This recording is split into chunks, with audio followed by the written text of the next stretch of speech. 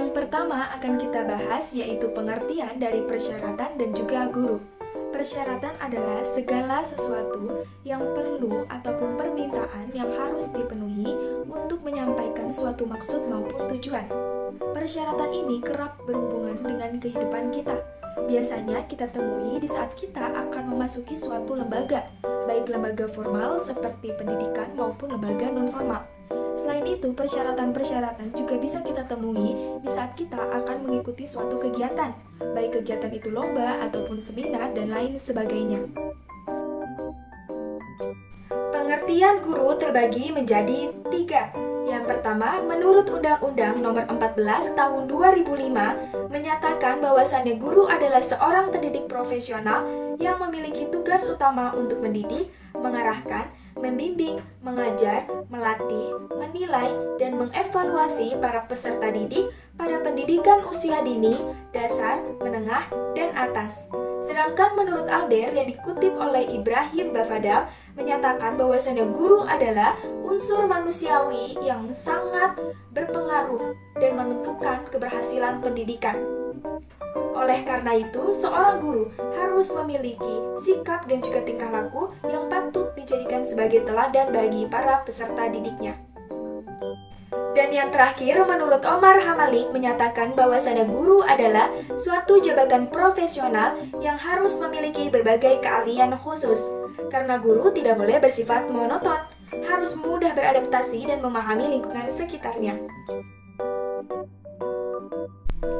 Berdasarkan Peraturan Pemerintah Nomor 6 Tahun 1976 Pasal 3 menyebutkan bahwasannya syarat untuk menjadi pegawai negeri sipil yang pertama merupakan warga negara Indonesia, yang kedua berusia minimal 18 tahun maksimal 40 tahun sesuai dengan data yang tercantum pada akte kelahiran, yang ketiga tidak pernah dihukum penjara maupun kurungan, yang keempat tidak pernah terlibat oleh segala kegiatan yang menentang Pancasila maupun Undang-Undang Dasar, yang kelima tidak pernah diberhentikan secara tidak hormat dalam segala lembaga. Yang keenam, tidak berkedudukan sebagai pegawai negeri sipil. Yang ketujuh, memiliki pendidikan yang sesuai. Yang kedelapan, berkelakuan baik yang dibuktikan dengan surat keterangan Polri setempat. Yang kesembilan, berbadan sehat yang dibuktikan dengan surat keterangan dokter. Dan yang terakhir, harus memiliki kesiapan atau bersedia untuk ditempatkan di seluruh Indonesia maupun di negara lain sesuai yang telah ditetapkan oleh para pemerintah. Yang selanjutnya adalah persyaratan guru. Guru memiliki persyaratan yang tercantum dalam Undang-Undang Nomor 14 Tahun 2005 Pasal 8 sebagai berikut. Yang pertama adalah persyaratan kualifikasi akademik. Di pasal 9 ini tersirat adanya persyaratan untuk menjadi guru, yaitu minimal berijazah sarjana atau S1 atau diploma 4 atau D4. Persyaratan ini memiliki sifat dinamis dalam arti dapat berubah sesuai dengan perkembangan ilmu, pengetahuan, teknologi, serta seni. Yang kedua adalah persyaratan kompetensi. Kompetensi yang wajib dimiliki guru disebutkan dalam pasal 10, yaitu kompetensi pedagogik, kompetensi kepribadian, kompetensi sosial, dan kompetensi profesional. Yang ketiga adalah persyaratan sertifikat pendidik. Awal tahun 80-an, Lembaga Pendidikan Tenaga Keguruan atau LPTK membuat program baru, yaitu program diploma, D1, D2, dan D3, dan program strata 1 atau S1. Lulusan program ini selain ijazah juga mendapatkan sertifikat akta. Persyaratan untuk menjadi guru pun berubah. Selain ijazah, akta mengajar juga merupakan rujukan pokok lulusan perguruan tinggi non-guru yang ingin menjadi guru. Persyaratan kesehatan. Persyaratan ini meliputi kesehatan jasmani dan juga rohani. Guru harus sehat jasmani, tidak berpenyakit, terutama penyakit menular. Guru juga harus sehat rohani atau mental, tidak terganggu mentalnya atau nuros, dan sakit jiwanya atau psikos. Tugas guru tidak mungkin dilaksanakan oleh orang-orang yang mengidap nuros dan psikos. Dan yang terakhir adalah persyaratan kemampuan. Lebih tepatnya untuk mewujudkan tujuan pendidikan nasional. Persyaratan ini lebih mengarah pada tugas guru sebagai pengajar, yaitu guru harus mampu membimbing peserta didiknya mencapai tujuan-tujuan pembelajaran yang telah ditetapkan. Kemudian yang ketiga adalah persyaratan khusus. Persyaratan khusus di sini dibagi menjadi 4 bagian. Yang pertama yaitu memiliki akhlak yang mulia. Guru adalah panutan bagi peserta didik. Peserta didik adalah anak kecil yang nalurinya masih dibekali dengan dorongan untuk meniru. Bagi peserta didik sekolah dasar, lebih mudah meniru apa yang dilakukan gurunya dibandingkan dengan menerima perkataan-perkataan berupa kata-kata. Agar peserta didik itu meniru hal-hal yang baik, maka guru wajib memiliki akhlak yang terpuji. Kemudian yang kedua yaitu memiliki kewibawaan.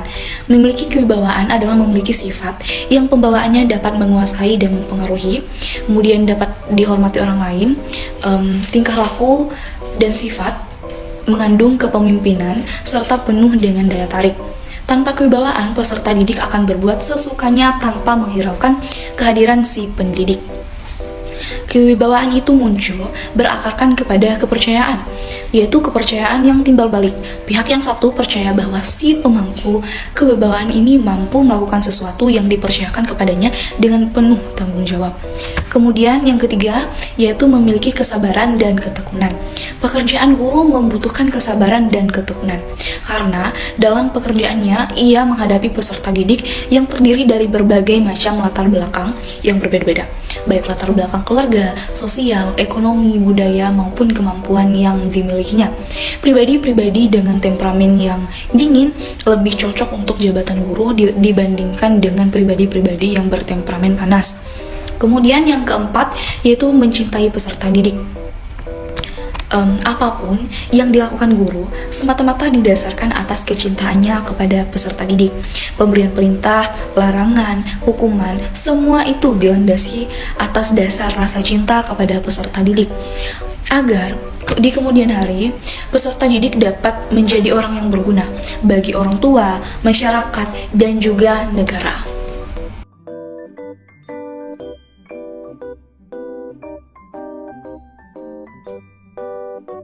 Kewajiban dan hak guru sebagai PNS. Guru mempunyai kewajiban dan hak yang sama dengan PNS yang lain, yang diatur dalam Undang-Undang Nomor 8 Tahun 1974 sebagai berikut. Yang pertama, kewajiban PNS. Dalam pasal 4 yang berbunyi, wajib setia dan taat sepenuhnya kepada Pancasila, Undang-Undang 1945, negara dan pemerintah. Dalam pasal 5 yang berbunyi, wajib menaati segala peraturan perundang-undangan yang berlaku dan melaksanakan tugas kedinasan yang dipercayakan kepadanya dengan penuh pengabdian, kesadaran, dan tanggung jawab. Dalam pasal 6 yang berbunyi, A. Wajib menyimpan rahasia jabatan. B. Pegawai negeri hanya dapat mengemukakan rahasia jabatan kepada dan atas perintah yang berwajib atas kuasa undang-undang. Yang berikutnya yaitu hak PNS. Dalam pasal 7 yang berbunyi, berhak memperoleh gaji yang layak sesuai dengan pekerjaan dan tanggung jawabnya. Dalam pasal 8 yang berbunyi, berhak atas cuti. Dalam pasal 9 yang berbunyi, A. Bagi mereka yang ditimpa oleh suatu kecelakaan dalam dan karena tugas kewajibannya, berhak memperoleh perawatan. B. Bagi mereka yang menderita cacat jasmani dalam dan karena menjalankan tugas kewajibannya yang mengakibatkan tidak dapat bekerja lagi, berhak memperoleh tunjangan. C. Bagi mereka yang tewas, keluarga berhak memperoleh uang duka. Dalam pasal 10 yang berbunyi, pegawai negeri yang telah memenuhi syarat yang ditentukan berhak atas pensiun.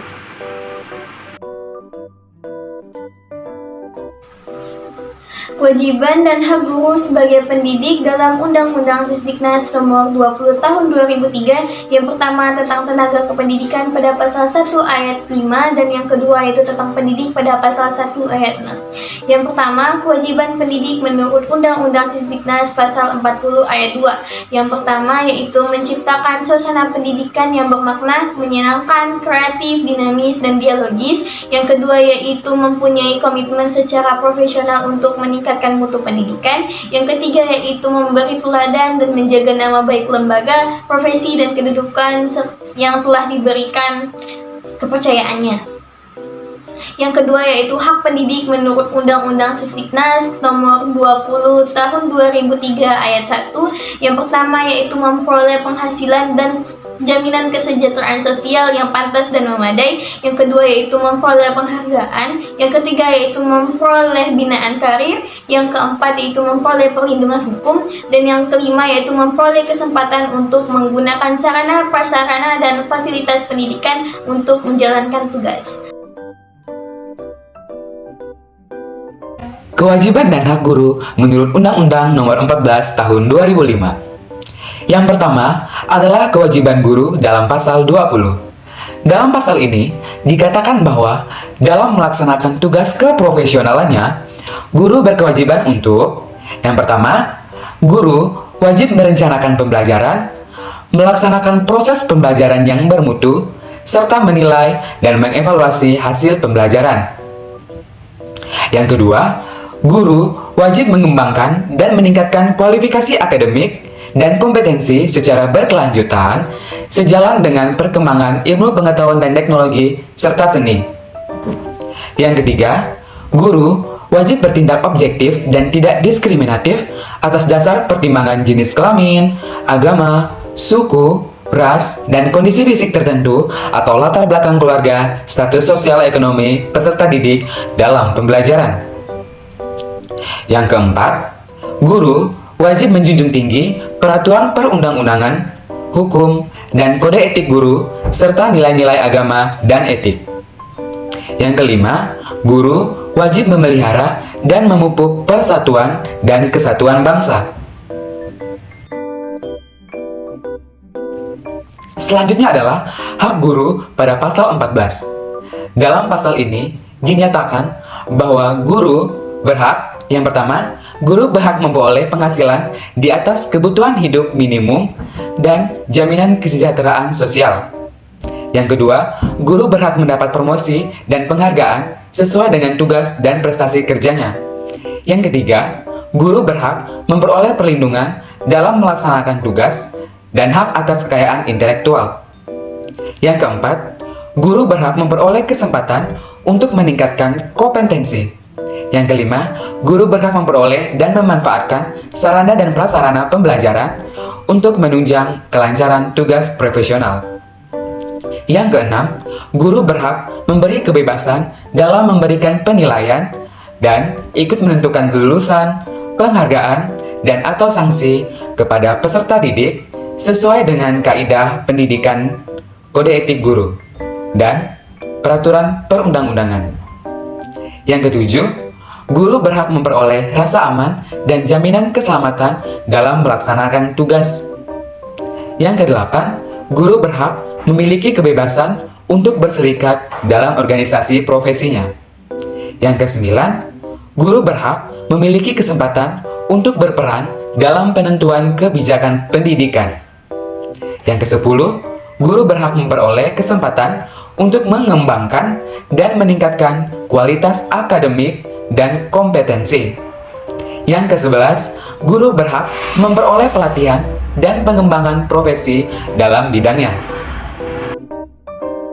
Selanjutnya adalah hak guru di daerah khusus. Pada pasal 29 ayat 1 dikatakan bahwa guru yang berada di daerah khusus berhak mendapatkan kenaikan pangkat rutin secara otomatis. Selanjutnya, berhak juga mendapatkan kenaikan pangkat istimewa setidaknya 1 kali. Selanjutnya, berhak mendapatkan perlindungan dalam melaksanakan tugasnya. Di pasal 29 ayat 3 juga dijelaskan bahwa guru yang berada di daerah khusus mempunyai hak untuk pindah tugas setelah 2 tahun dan tersedia guru pengganti di tempatnya.